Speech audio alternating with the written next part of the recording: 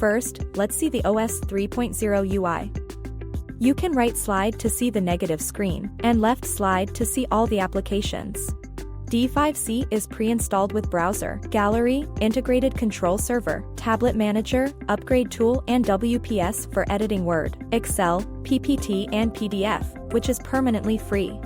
Long press the bottom menu bar and you can customize it right away.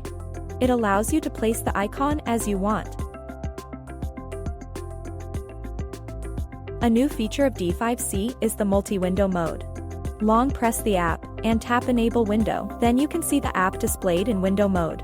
This mode allowing you to browse multiple apps simultaneously. The window can be scaled and moved. Up to 4 windows can display at the same time.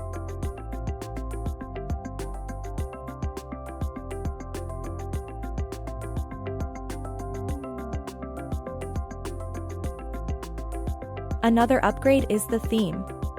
Tap Setting, Display, and tap Theme. You can see there are 4 stylish themes for you to choose. Let's see how it looks in Chinese style.